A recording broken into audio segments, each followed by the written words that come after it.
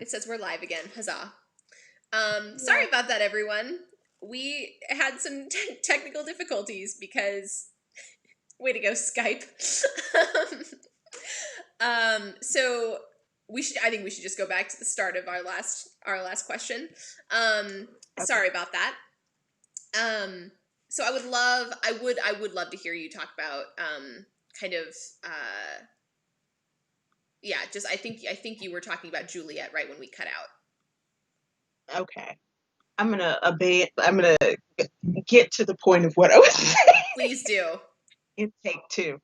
So I think with all of the sort of moving parts and different axes of influence and understanding and all that sort of stuff, I think empowering actors to feel like they can comment on the experience as it's happening would really save a lot of work, I think. And I think that there's a lot of people sort of take this hierarchical attitude towards directing, which makes it really tough for actors to say, hey, this is kind of the worst a little bit. Can we like maybe read a text, maybe read the room, like these sorts of that's comic. But I mean, I do think that especially when there is this wide swath of like privilege between an actor and their director, there can be really, really big barriers to feeling like they may not. That there can be really big barriers, and they can feel like maybe I won't get to work here again. Maybe I'll get. I know in my case, there's the whole angry Black woman thing that follows a lot of us. So if everybody could just talk to each other, I feel like it would be a lot easier. Yeah. And there's also the issue, definitely, that you were sort of alluding to with, and this is not necessarily, but I've read a lot of, disabled actors talking about having issues not only in how they're cast, but in the way that roles are written. It's I think amongst every marginalized group, there is a huge issue of inequity, of people kind of co-opting stories that they have not embodied, and then therefore writing in all sorts of stereotypes. Right. There's the complication of actual actors feeling like they are a stereotype. It just can get really, really meta and traumatic in cases. And so I think that, and then I have particular qualms as an individual. I feel like I am just skating all around with my answer to this question. No, you're good. But I have particular qualms with letting representation be the full breadth of what we sort of pursue. Because I may see a brown face on the screen, but in what context? What does the work do? We've had repeated issues working with Bill where he'll be like black bad, white good. Yes. And we have to make some sort of textual intercessions. Yeah. And I don't know. Sometimes changing the person who's saying particular words, I feel like in the case of no gents or zero gents, the two gentlemen. Everything works. Everything works.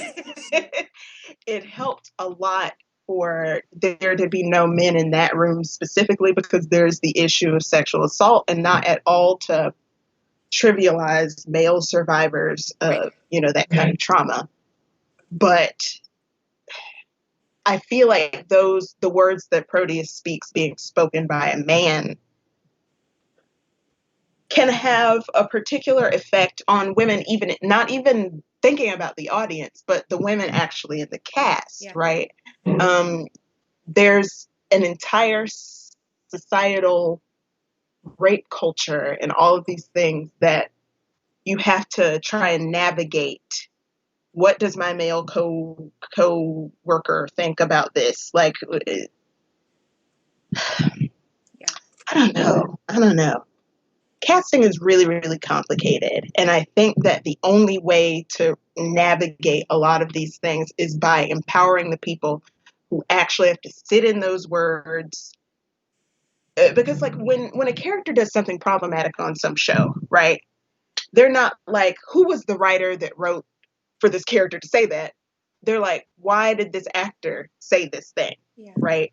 And so I think that giving people agency, which is something that you personally have been really, really great at. And it's been healing. It's been therapeutic to actually feel like I have a problem with this. And it's not necessarily because of some issue of the world. It's because me, a whole kills, like a personal, and feeling like that actually means something is really, really important in a lot of these spaces. And I don't know that it's not real. I understand that it's not really great for the ego for people to be saying, hey, I get that you have all of these moving parts in trying to direct this show and all this sort of stuff, but I need to I need to call for timeout because of my personal, Yeah. But I think that that's necessary. Mm-hmm. I think that that's necessary both for actors and for directors and for audiences. But yeah, gosh, that was. No, I really appreciate you saying all of that and sort of getting into it. I mean, you're gonna. This isn't even a story that probably should be shared, but it is a story that I feel like it is going to forever for me be formative. Like it's going to be something that like shapes the way I like move through the field of theater for the rest of my life because, I the night 2 nights after I cast you as Proteus, I like woke up in a cold sweat at like 3 a.m. Just like, what the have I done? Like, I am horrible. Like, I have to call Kelsie right now and talk to her and apologize and offer her another role. And I was so. And I almost did call you at 3 a.m. and it was only because I was like, no, she's asleep. Even on the East Coast, she's asleep right now. You cannot do this. I was probably doing K-pop to dance to. But like and it's my own blindness. It's my own ignorance. It had never even crossed my mind of what it might feel like to you as a black actor to be told by a white director, not even invited, told by a white director that you were going to be playing a character who attempts to rape another. Like I it had not even in my head. I was like, I want a great actor in the lead. Kelsie's a great actor. I want to work with her again. That was as far as I went. I didn't do there was no due diligence beyond that. I was just like, this would be great. And then that was it. I sort of left it there.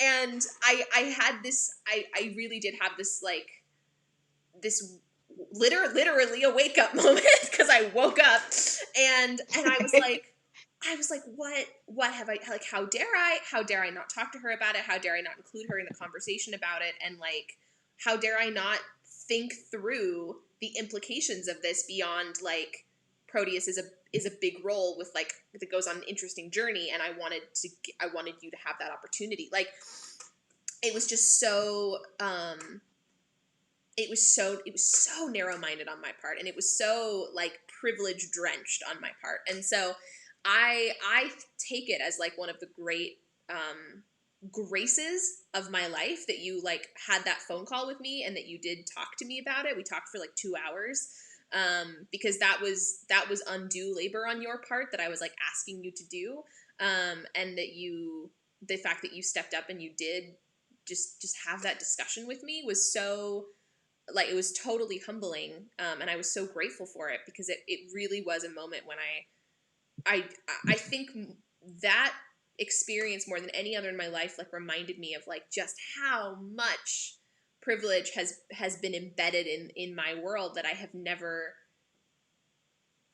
come up against things like that with casting. Like my things with casting, the water's edge for me as an actor has primarily been like you're not like you don't have enough range, which is I will be the first one to admit that.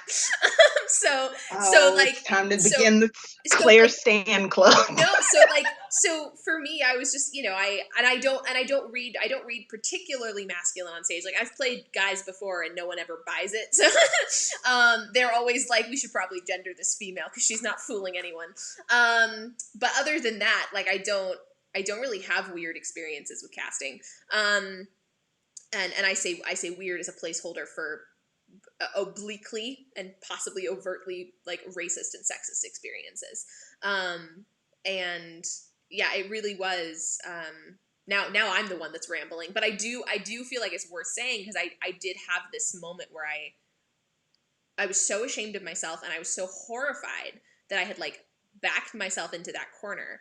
And not that I hadn't taken, that I just hadn't done my due diligence and I hadn't taken your perspective into it and it hadn't been a discussion. And so, yeah, like I think casting, especially with these classical plays, I think it needs to be more of a conversation than it currently is. I think so often it is didactic and it is instructive and it is I need you to be here to do this thing. And I don't think that's sufficient, especially when we're talking about working with people from marginalized backgrounds. So, yeah, it was just definitely like a turning point for me. Well, again, and I always, I'm the president of the Claire Martin Stan Club, but I definitely appreciated having that conversation because I think for me personally, I always want to do the work. Like if somebody's going to, get me to play a table, I'll play a Nintendo Switch, I'll sit here, but I do think that a really valuable precedent that you've set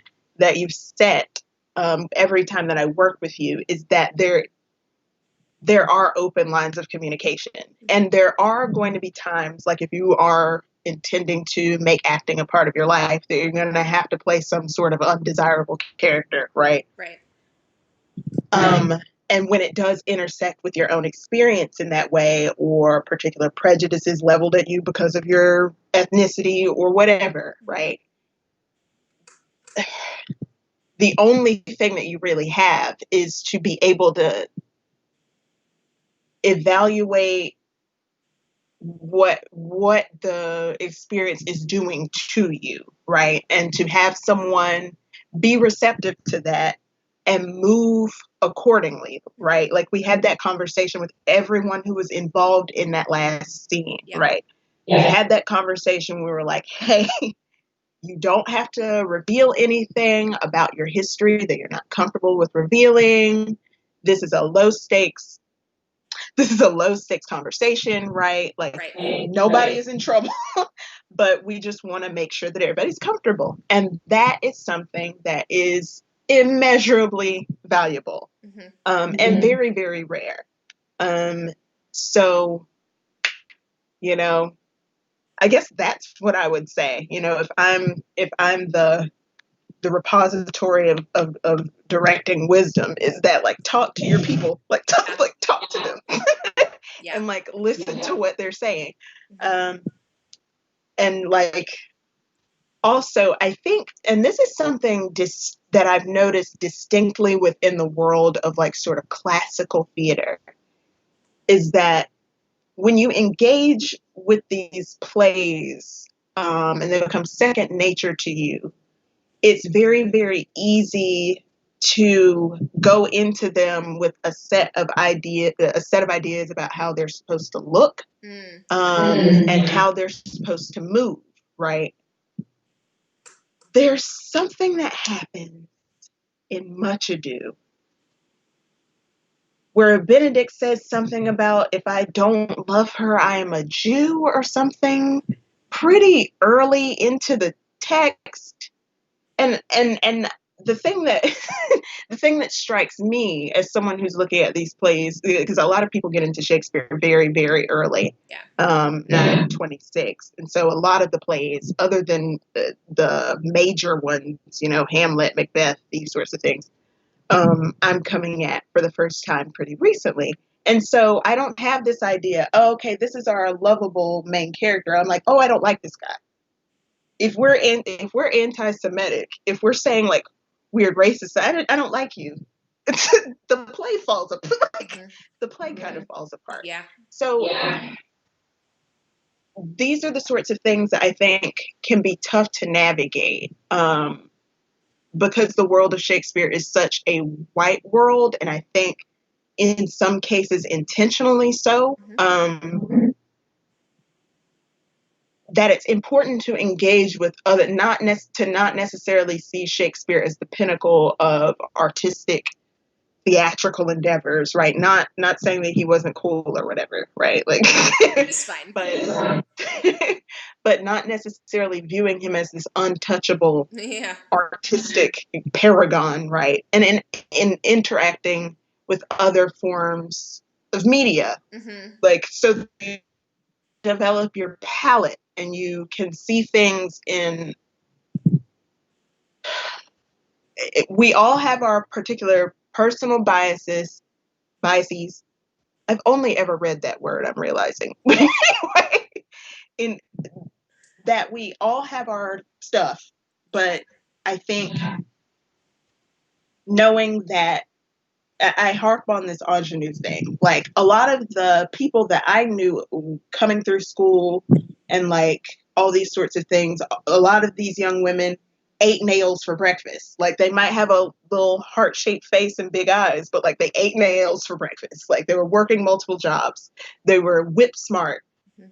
They like to sort of, I think that because a lot of classical theater is where in our Western imagination a lot of these archetypes come to life, or where we're introduced to them, we have an idea of what that body looks like.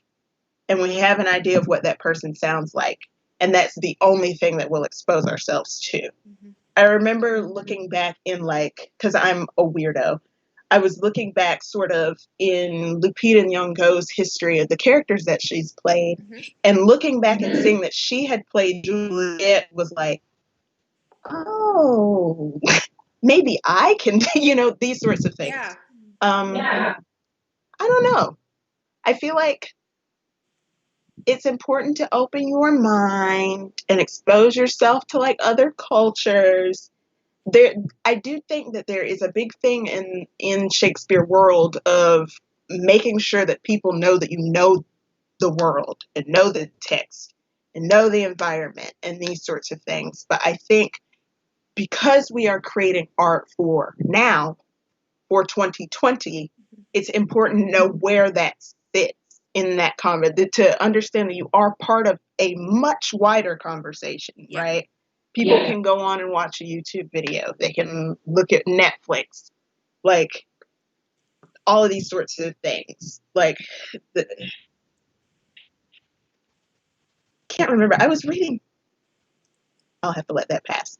But sometimes there will be characters from like modern shows that will draw immediate, like, parallels for me with particular Shakespeare characters.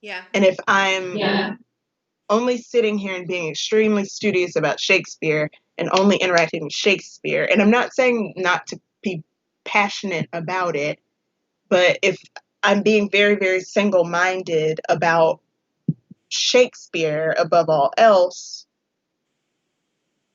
it's very, very severely limiting.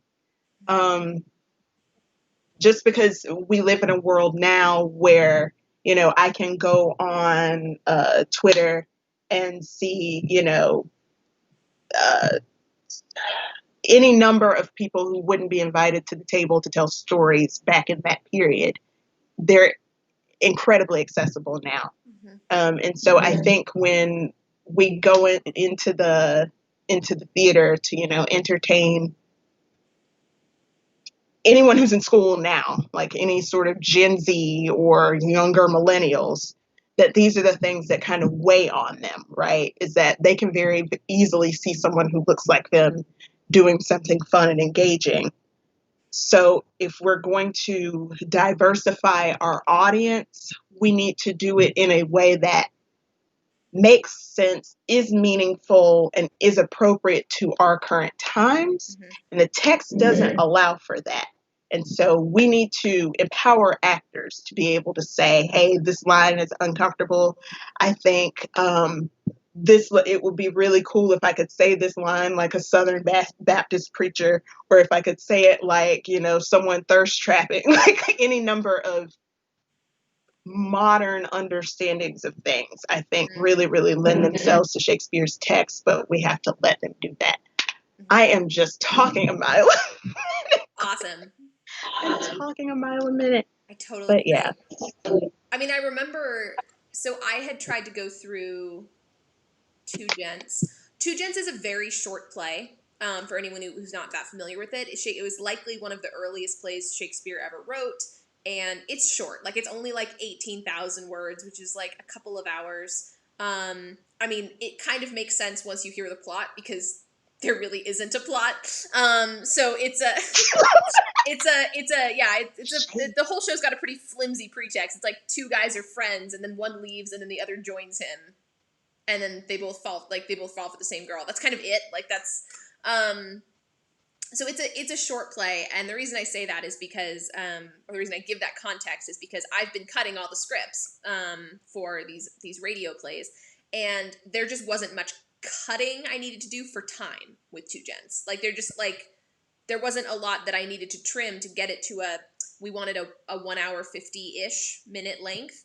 Didn't have to do much cutting to get it down to that. However, I did have to go through the process of like trying to do some emendations with the text so that it wasn't quite so flagrantly racist. And both Sylvia and Julia, the sort of the two ingenue characters in there, they're constantly compared to each other, right? Because they're both rivals for the love of a character. So they're always being sort of physically compared. And they're both very, very obviously, overtly coded as white. Because of course they were, because of when Shakespeare wrote the play. And Tanisha Sinclair played Sylvia, and she's a Black actor from Toronto. And so one of the things I had to do is not only think through how am I going to intercede with the text that specifies Sylvia's whiteness, because that is not a reality for us, but also all of the things comparing the two of them. I had a white actor playing Julia, so I was like, a lot of these things that they're saying, oh, they look alike here, doesn't really work for us. They have to be alike in other ways, but they cannot be alike in this very superficial sense. And I missed a passage. And so we got to, what was it, like dry tech? And we might have gotten all the way to dry tech, and I realized that the speech where Proteus is like describing Sylvia crying or something, he's like going on and on about how like white and pale she is as she's crying, and I just like missed it in my cutting, and I think it got like the fact that I didn't notice it until dry tech like is so mortifying for me. But we got to my stage manager Emily, I was texting her, and we got to that scene in dry tech, and bless your heart, you did the speech, you were marvelous, but you got to the end of it, and I was like in tears. I was like, oh my God. And I texted Emily, and I was like, okay, so remind me, the first thing we do when we get off this Zoom call with the actors is you and I have to like fix this passage together. And she was like, okay, it's going to the top of my list. And it is like, it does require it requires a diligence, and it requires an alertness to the text, and a willingness to change it, right? Like, you have to be willing to break the chains of fidelity to whatever it is we think he wrote, in order to open up the text, for the actors of today. And so I think while I 100% agree with you that it is about empowering actors in the room to take ownership of the text and characters and make it their own, whatever that means for them, I think it also means for directors and dramaturgs out there, for anyone who's working with the texts before you get the actors in the room, do your homework. like spend some serious time with the text and think about it not only through the lens of what do we need for the story to make sense, but you need to be thinking how is this going to make sense for our story with our people?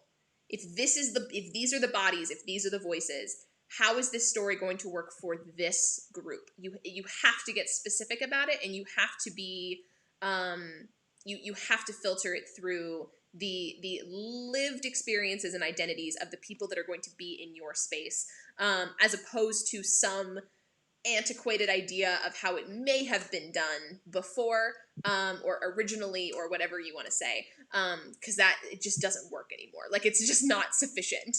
And so one of the things that I really have appreciated about doing these radio dramas is, like, it's been marvelous to have actors engaging with the text and then, like, just straight up telling me when it doesn't work, right? When it doesn't work for them. Because that intel is so useful.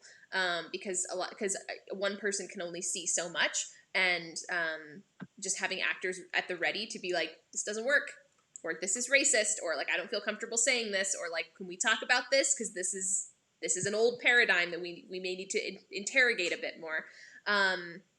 Yeah, I think the communication between actors and directors needs to be open, but I also think the communication between directors and artists and the text itself, like, that passage needs to be open as well. It can't be the text telling us what to do. It has to be us working with the text, and occasionally, when necessary, vetoing the text. Just straight up vetoing it. Yeah, so that's also a thing that's, like, this idea of, like, linguistic purity. It's just another way of gatekeeping. There's definitely I'm gonna be shady. There's there's a Shakespeare subreddit that I really argue with regularly. And there was an article wherein they were discussing, in today's world, it is important to sometimes, like, get rid of what Bill is saying, right? Because he's on a tear and he has no idea that Black people can vote. Like let's just let's get over it.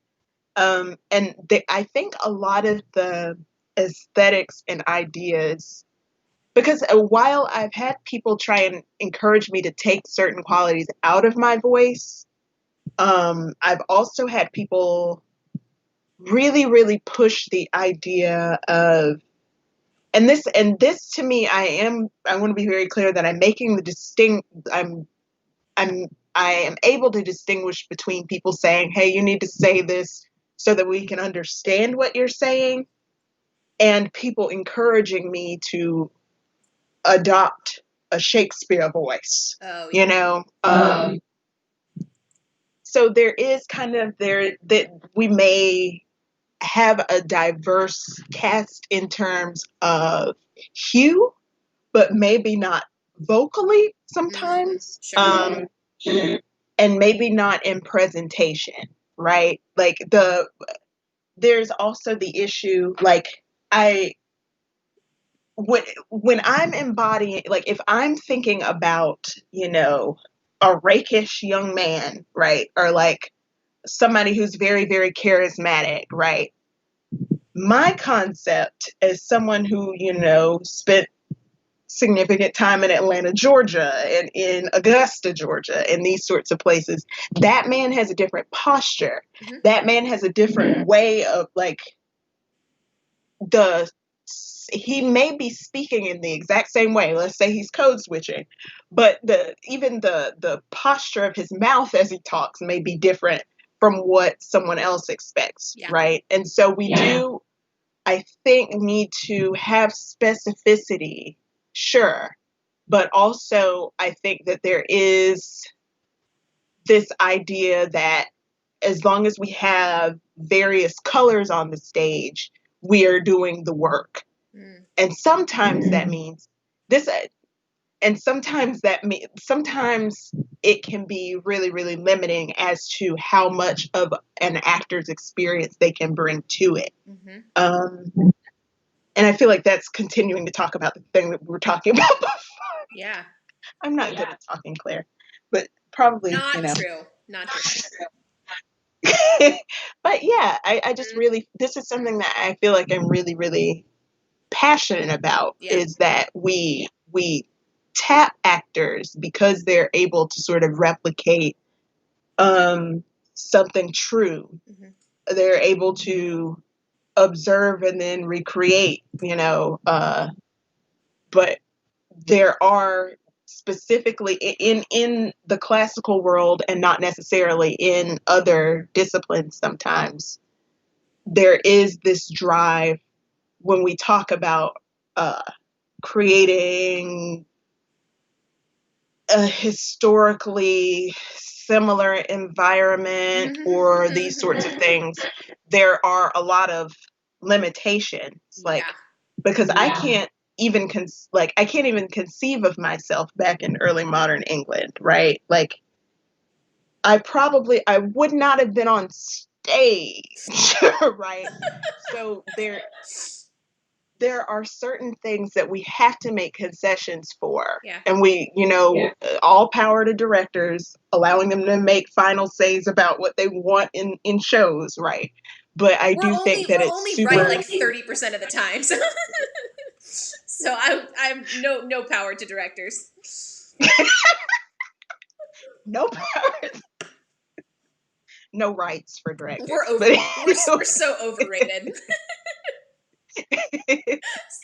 But yeah, that's that original. You're like company director.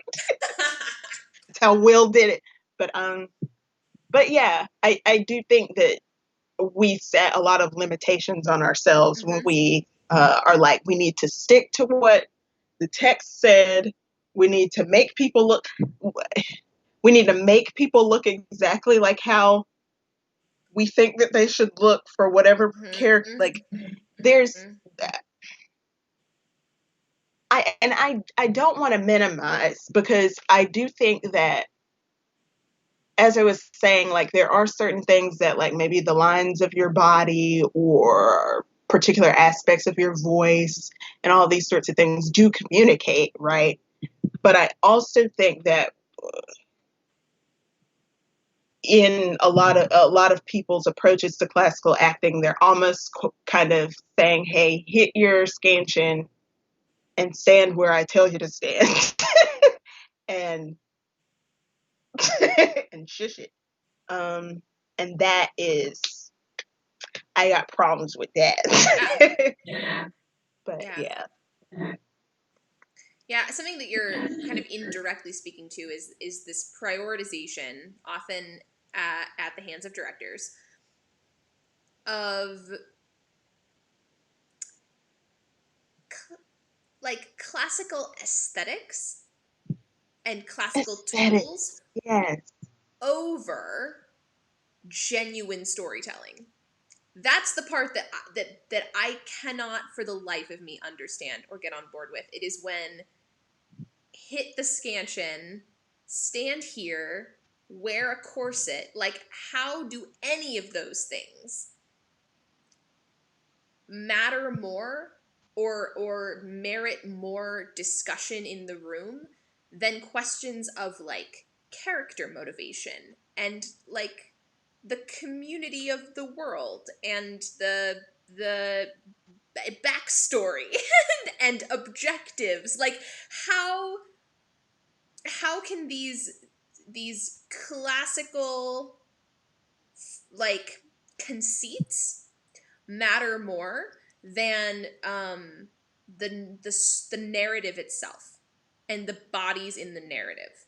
And what I have felt before in quote unquote classical rehearsal spaces, not as the director, but as like an actor or assistant director or something, or even just as an observer, not has just been this kind of bafflement at the things that are prioritized over the things that for me would seem to be paramount in putting on a play. And that's just in regards to like making a piece of art. Like I that doesn't even take into consideration the fact that the mental health and physical well-being of your actors should come before the story, right? Like I'm not even taking into consideration the humanistic aspect. I'm literally just talking about the art. Like why would we prioritize things that are wrapped up in whiteness, in Eurocentrism, in privilege, but that are also just, to me, seemingly so superficial compared to the big questions of a play. What are the parts of this thing? How do they go together? Why is anyone doing what they're doing? And like, how are we going to invite the audience into this world? And so that's another thing that I personally, that I'm always sort of scratching my head about is where directors choose to invest their time, attention, and energy in the rehearsal room, because to me it often doesn't make sense where that energy is invested. Yeah, sometimes I wonder whether Shakespeare is being used as like a theatrical or artistic endeavor, or whether it's being used as like a colonizing force almost. Yeah. Like they're like, let's get as close to when y'all couldn't do anything. It's disturbing. It can be very, very disturbing, I think, and really, really alienating from the work. I think a lot of things, it also, I think, can lead you to empathize. Like I was telling you, like before I actually got into Proteus, that I had this concept of him as this bumbling, earnest baby boy, like, yeah, and he is duplicitous. Like he has moments of being like just downright ugly, you know, but in talking to particular people who have a particular perspective towards the actions that he takes, it entirely shifted the way that I view his character. Right. I've had, you know, arguments with people who with more degrees and experience than I have, right, about things like now her name is the girl in The Tempest. Miranda. I don't know why I was wanting to call her Marina. There's also a Marina, so you're fine. Having arguments about sort of, okay, if I think my dad is killing people possibly, and he's being entirely tyrannical, and he's the only person that I'm interacting with, I'm probably not the healthiest sort of person, and might run into the arms of the next man that I want to get off the island. Like, and people are like, well, she loves her dad. It's about redemption and forget. And I'm like, well, baby girl has trauma, like probably. So like these sorts of it is a real barrier, I think, as an actor, right, to getting into the psychology of a character to say, okay, a willowy woman who loves daddy is entirely going to be forgiving of anything that he, if she's real, like, I think that she would have a different, you know, relationship to it. Totally. And so that's been a real journey, I think, with almost all of Shakespeare's female characters that I've like encountered and cared about, because I'm not going to act like all of them I am just, you know, digging into in this way. But it has really been a journey to like actually apply living in the context, right? And what that would mean for someone, right? Not an idea of a person or an archetype given text, right? But like what it would actually be like for a person and what their constraints would be. Like thinking of, if we can think of Iago as like this terrible guy who does this awful thing, you can only imagine the sort of things that Emilia has been through. right? And what type of what friendship means to her then, and what, you know, being honest means to her, that like what is her, you talk about the mask oftentimes, right? Like how much, like what is the, like, where are her soul moments? Like all of these things I think are really, really something to get into. And it can be, when you run into people who are really, really devoted to a particular set of aesthetics, it can be really, really, you're really kind of not even having the same conversation when you talk about a lot of these characters. So yeah, I think the first character that we had this conversation about was maybe me and you, was maybe Othello. I think it was. And talking to like some actors about what it's like to embody Othello and to have done the work and see the huge tragedy in this, you know, man who has to have overcome all kinds of obstacles and all these sorts of things to be the paragon of traditional masculinity. Yes. And then to have this, like, what happens to him mentally and psychologically that makes him take this man's word over, like, and then for people to, I remember one particular actor telling me that, you know, people cheered when he died, you know, like these, you know, it's, if you're actually in there and not thinking of these characters as like a solely, I almost said a solely literary entity, but I mean, I think about people reading things like A Little Life, the saddest book in the world, and sort of those certain characters sort of like actually living with you, right? Yeah. So I guess it's not just literary. It is almost like people have particular like headcanons or something. I don't know. It's kind of, it's baffling. It's weird. Like, anyway. Well, one of the when we did Way of the World, that is a play that is propped up on the mother of all backstories. Like the backstory for that play is absolutely insane. Like it takes like a week of table work just for the most part for any group of actors to even understand what is really happening in the play, because it is everything is subtextual, because Congreve is experimenting with psychological realism very early on. So they're not saying what they really want to say.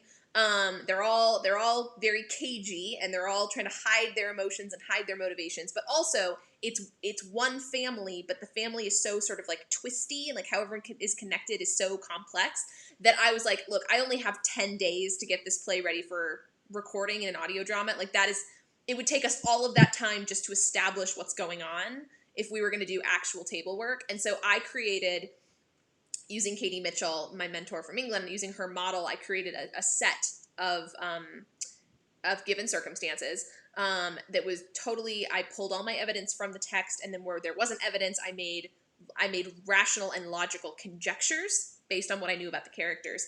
And I went all the way back to like the birth of the oldest character in the play, and I was like, this is where everybody fits on one timeline. And the document was single-spaced, and it's like 14 pages long. It's like 20,000 words or something. It's insane. But the reason I made it was because I was like, I don't have time to get into all of this in the rehearsal room. And so I sent it out to actors, this intensely detailed timeline. And part of my goal in making it, part of the reason I did it, was that I took every character and I tried to authentically represent what it would be like for a human person to have lived their life, because I was adamant that my actors not approach the characters as these are buffoons in wigs who are separate from me, right? These are idiots in tails and petticoats that I am nothing like, because I knew that was going to be the death of the project. The only way it was going to work was if my group of actors could find themselves in their characters, could drop down into it and believe in these characters, however ridiculously and ostentatiously they talked. I needed them to find the humanity and find the realism in these people's lives. And so it was such a good dramaturgical exercise for me, because it forced me to take characters seriously that I might write off otherwise. Even though I love the restoration, I still would, like, there were characters that I was like, oh, I never thought of what it would be to actually live as this person. And in doing that, the process of doing that made me realize, like,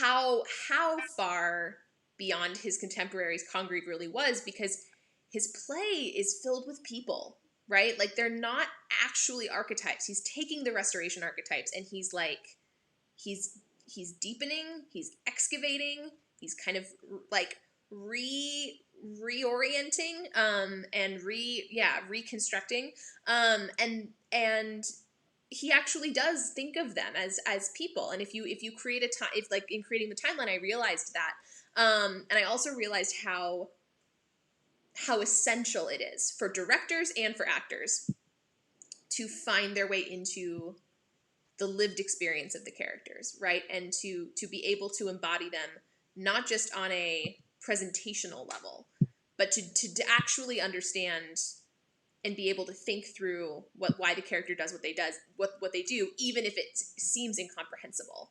And I know that is something that you just do in your work as an actor. You're so good about thinking your way into a character's life. Why would they make these choices? Like, why would they speak this way? Why would they value these things? You do that work independently, because you're just such a sort of good professional actor. But I think that, like, it's that work has to happen across the board, right? It can't just be one actor doing that work with one character in a room. Everyone has to be willing to recognize the humanity in the other characters, and the director / person in charge of the room has to be willing to seek it out, right? And, like, affirm that humanity. And it's a different way of thinking about classical theater, because these plays are not written to be actual realism. But if you think about finding the psychological realism, then no matter what the characters are saying, as long as it's coming from a place of psychological truth, it will resonate. It will reach people. And that's, like, yeah, so that's why I love the texts, right? Because I think that if you're working with a really good classical text, then the text is just the last part of reaching an audience. The work starts so much deeper than that. The work starts in the actor, inside of them, and the text is just the last thing, that, like, the last extension of that emotional work. But there's a lot. We could talk about it all day, and we have before. That's true. But I am out of questions, but I am just so grateful to you for taking the time to talk with me today. This has been marvelous. Yeah, it's been super fun. Super fun. Always is. To anybody who was joining us, thank you so much for listening. Kelsie, I am going to play us out, and I'll see you soon. Bye. Bye.